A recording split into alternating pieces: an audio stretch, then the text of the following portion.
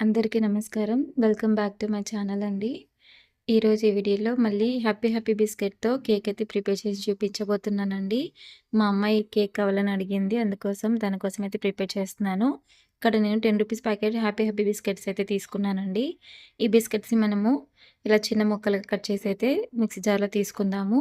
Last వీడియోలో అయితే నేను చేసి చూపించాను కదా కేక్. అందులో నేనైతే ఈనో యాడ్ చేసి కేక్ అయితే ప్రిపేర్ చేశాను. ఇప్పుడైతే ఇక్కడ బేకింగ్ పౌడరు అలాగే బేకింగ్ సోడా వేసి ఎలా చేసుకోవాలో చూపించబోతున్నానండి.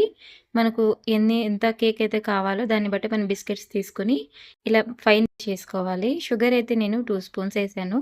మీరు ఎక్కువ స్వీట్ తినగలరు అనుకుంటే ఎక్కువగానే వేసుకోవచ్చు.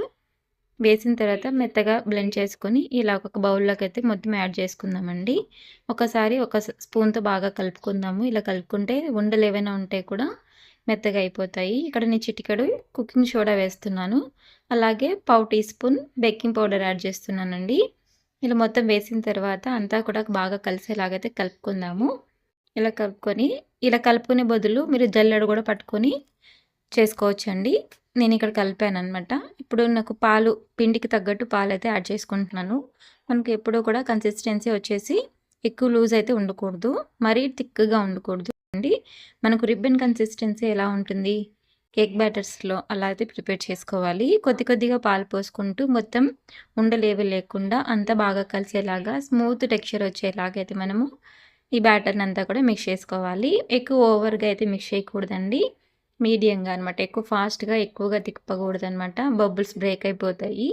అలా అవ్వకుండా ఇలా స్లోగా ఒక్కోసారి మనకు అక్కడక్కడ ఉండలు ఉండిపోతూ ఉంటాయి కదా! అవన్నీ కొంచెం బ్రేక్ చేసుకుంటూ అలా చేసుకుంటే మనకు చక్కగా అయితే కలుస్తుంది.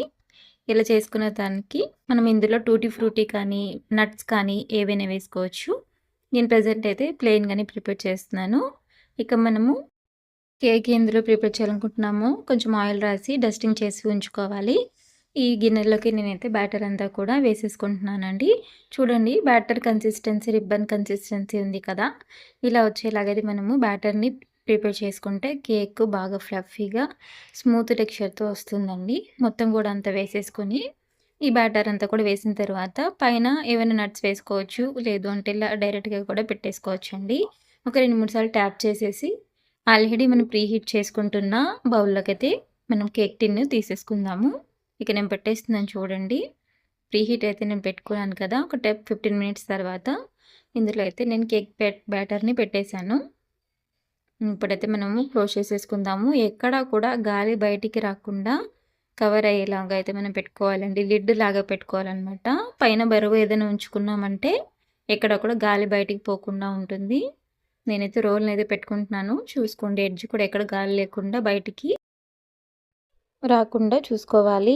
ఈ బ్యాటర్ పెట్టిన తర్వాత ఒక 30-35 మినిట్స్ వరకు మనము చూసుకోవాలండి. లో ఫ్లేమ్‌లో పెట్టుకోవాలి. నేను 35 మినిట్స్ తర్వాత ఒకసారి చెక్ చేస్తున్నాను. నాకు తెలిసి ఇంకా కుక్ అవ్వలేదని అనిపించిందండి. పుల్లతో గుచ్చి చూస్తాను. అవ్వలేదండి. కొంచెం చూడండి. కొంచెం పిండిగా అయితే అనిపించిందనమాట. కొద్దిగా అంటుకుంది. ఇంకొక 5 మినిట్స్ పెడితే మినిమమ్ 40 మినిట్స్ అండి. ఇంకొక 5 మినిట్స్ పెట్టామంటే 40 మినిట్స్‌కి మన కేక్ అయితే చక్కగా అయితే కుక్ అయిపోతుంది. బేక్ అవుతుందండి. లిడ్ కూడా కరెక్ట్‌గా పెట్టేసుకుంటే ఎక్కడ కూడా గాలిపోకుండా చక్కగా అయితే రెడీ అవుతుంది. 5 మినిట్స్ తర్వాత మళ్ళీ తీసి చూపిస్తానండి. తీస్తున్నాను చూడండి. ఇప్పుడు చక్కగా అయితే బేక్ అయ్యే ఉంటుంది అనుకుంటున్నాను. ఒక 5 మినిట్సే కదా మనం పెట్టుకున్నాము, సరిపోతుందండి. ఇప్పుడు మళ్ళీ ఒకసారి టూత్‌పిక్‌తో గుచ్చి చూపిస్తానండి మీకు.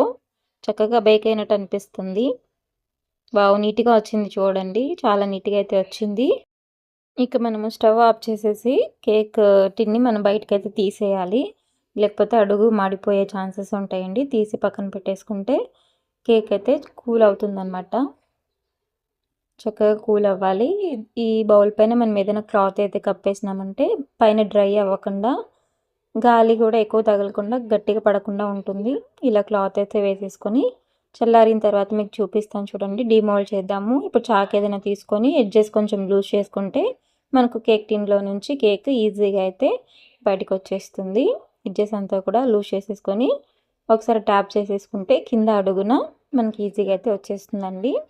చూడండి చాలా ఈజీగా అయితే వచ్చింది. తీసి మీకు చూపిస్తాను. వచ్చేసింది చూడండి. చాలా చక్కగా అయితే వచ్చింది కదా! బాగా ఫ్లఫీగా వచ్చింది. పర్లేదు చాలా బాగా వచ్చిందండి కేక్. దీనిపైన మనకు చాక్లెట్ గనాష్ కానీ, విప్పింగ్ క్రీమ్స్ కానీ ఉంటాయి కదా! అవన్నీ కూడా అప్లై చేసేసుకొని బర్త్‌డే కేక్ లాగైతే మనం కేక్‌ని ప్రిపేర్ చేసుకోవచ్చండి. ఇక్కడ నేను ప్లెయిన్‌గానే చూపిస్తున్నాను. మా అమ్మాయి స్నాక్స్ కోసం అడిగిందండి కేక్ కావాలని. అందుకనే తన కోసం ఇలా ప్రిపేర్ చేసి అయితే పెట్టాను. చాలా ఇష్టమంట మా చిన్నుకి కేక్స్ అంటే ఎక్కువ ఇష్టపడుతది. క్రీమ్ లేకపోయినా పర్లేదు. ఇలా బ్రెడ్ లాగా మనకు కేక్ బేస్ మాత్రమే చేసి ఇచ్చినా కూడా హ్యాపీగా తింటదనమాట. చాలా స్మూత్ టెక్స్చర్‌తో చాలా బాగా వచ్చిందండి. చూడండి నొక్కుతుంటే మంచిగా అయితే ఫ్లఫీగా కనిపిస్తుంది కదా! ఎంతో ఈజీగా చేసుకోవచ్చండి. మనకు ఫ్లోర్‌తో చేయాల్సిన పని లేకుండా ఇలా బిస్కెట్స్ మిగిలిపోయినవి పడేసుకోకుండా హ్యాపీగా అయితే పిల్లల కోసం కేక్ అయితే ప్రిపేర్ చేసి పెట్టొచ్చు. మీకు ఈ వీడియో ఎలా అనిపించిందో నాకైతే కామెంట్ సెక్షన్‌లో కామెంట్ చేయండి. మీకు ఈ వీడియో నచ్చినట్లయితే లైక్ చేసి మీ ఫ్రెండ్స్ అండ్ ఫ్యామిలీస్‌కి షేర్ చేసి మన ఛానల్‌ను రెగ్యులర్‌గా ఫాలో అవ్వండి. అలాగే సబ్స్క్రైబ్ కూడా చేసుకోండి. Thanks for watching. నమస్కారం అండి. Bye bye.